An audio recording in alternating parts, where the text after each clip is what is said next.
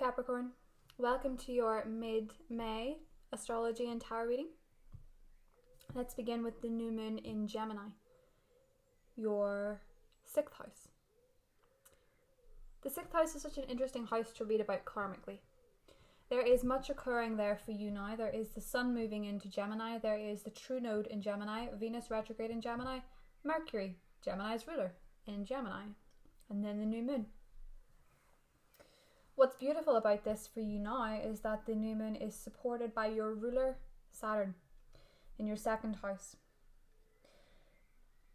If there is something very, very, very big in your life that you would like to bow out of, chances are, if you do not choose to make that decision to move out of it, it will happen for you.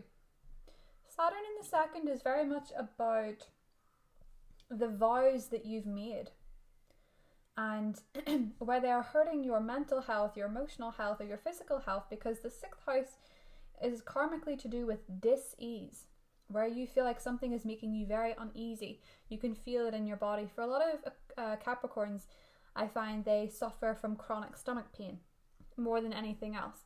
It's that anxiety, and Saturn will push you and push you there.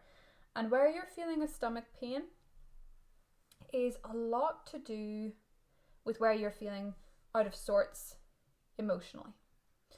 This new moon wants you to begin a very healthy habit. If you want to start a healthier diet, an exercise regime, meditation every day, whatever it is that you set yourself is so supported. So whether or not you want to be healthier, lose pounds, gain pounds, whatever it is in your health, Capricorn, now is the time to commit to a plan. Particularly if you've been feeling very unwell.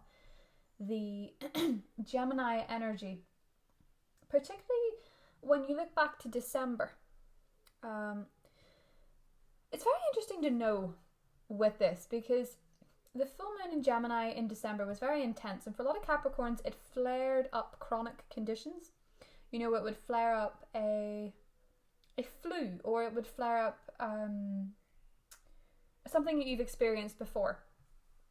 This is now the time that you can sort of look back at it and think, where was I emotionally? What was occurring in my life? And where do I need to make a few changes?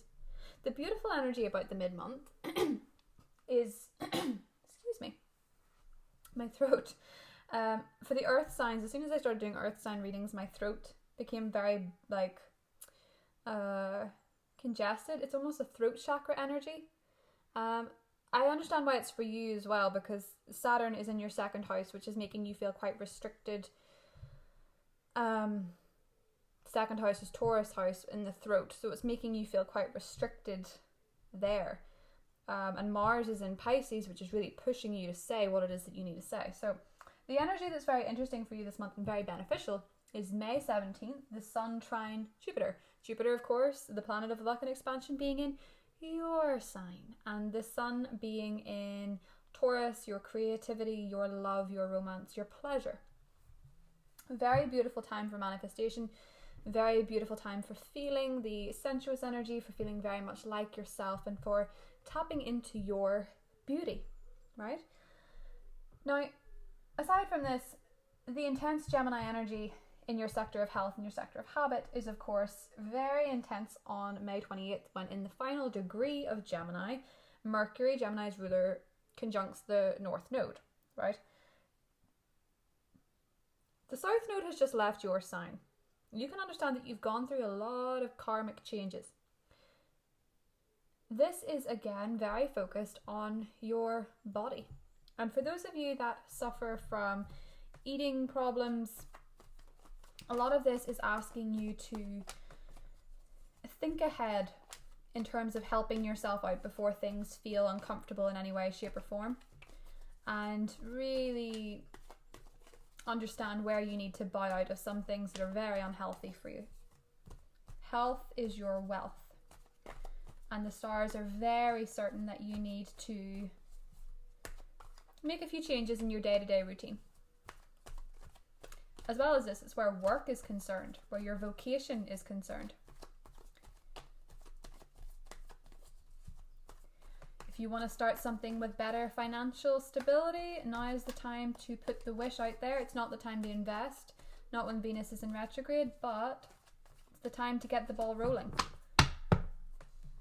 Even if that is just making a decision. So, let's see what's going on for the lovely Capricorn. I can already see what's underneath and it's really exciting me. Four of Swords, Ace of Swords, the Death card, Temperance, and the Page of Pentacles.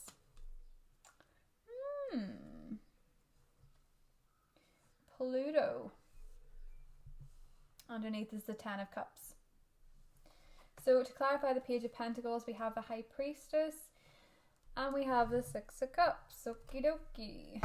Venus retrograde in full swing. Okay. Ten of Cups, Queen of Swords, and the Lovers. Very nice. Very, very nice. So Capricorn. Let's have a little look. Pluto is in your first house. And Pluto in your first house will give you a very strong understanding that I think everybody needs to experience in this life. A strong understanding that birth is quite simply the death of spiritual existence, the death in the spiritual realm. And that is the irony that death is actually a birth. Sounds confusing. Maybe to others, but not necessarily to you. This couple of years that you've been through has been very much, particularly Capricorn rising, very much to do with death of the old self, moving into a more mature and a more silver side of life. And that's not to say that Capricorns are ever immature, because Capricorns are born as old souls.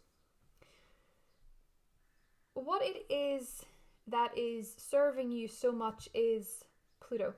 Pluto making that conjunction to Jupiter in your sign, Jupiter in the first house, all to do with reinventing yourself, all to do with redefining yourself, all to do with deep transformation, deep change of yourself, has quite possibly taken its toll on your health at times. It's quite possibly left you with fatigue, with headaches, with stomach pains, tired. You need to be resting more than you think you should.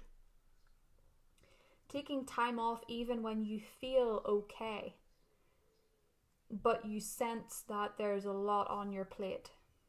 Learning to heal yourself rather than push forward all the time to get to the top of the mountain.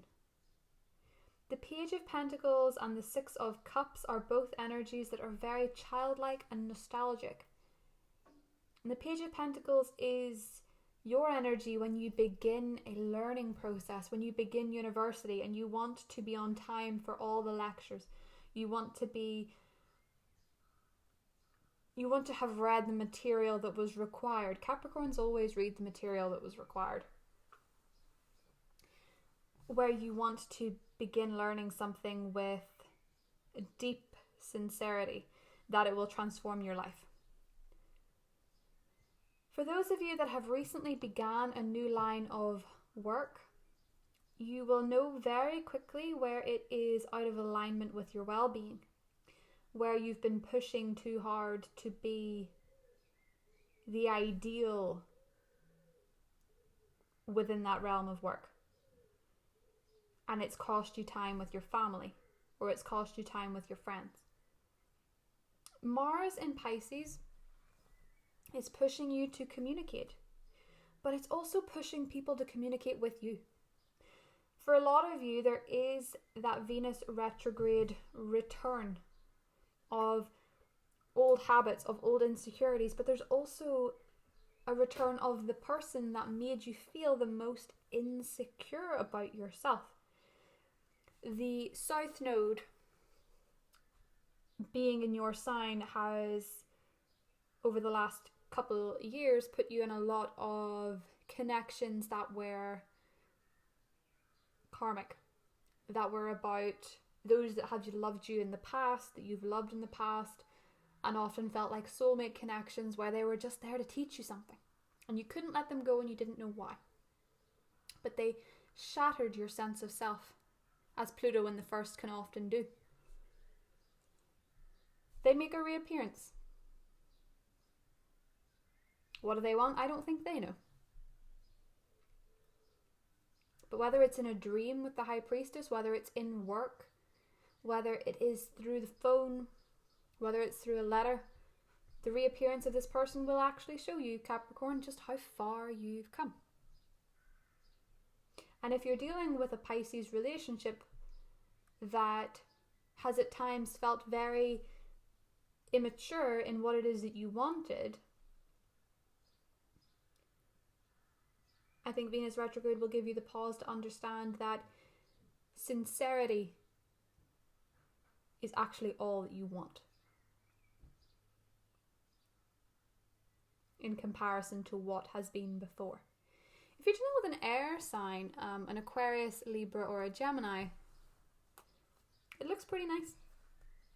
10 of Cups, the Lovers, looks very karmic. But even that kind of love, even that kind of understanding requires boundaries. Just because they're the one does not mean you have to sacrifice yourself to make them happy. Quite the opposite, actually. The love of your life will still require boundaries. Doesn't sound so romantic, but it is really, when you understand yourself better. 6th house is all about habits. Boundaries are a pretty good habit to have, Capricorn. I think you're getting very clear on that. The 6th house can push very much on where it is that you need to heal yourself. The South Node in the 12th in Sagittarius, Temperance. The things that trouble you this month are not there to delay you. They're not there to hurt you. They're not there to put obstacles in your path. They're there to teach you where you need to heal.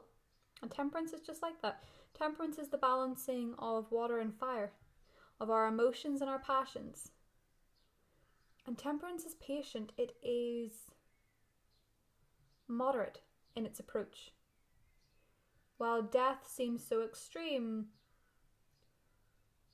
in the 1st house, the healing in the 12th house is a lot more subtle.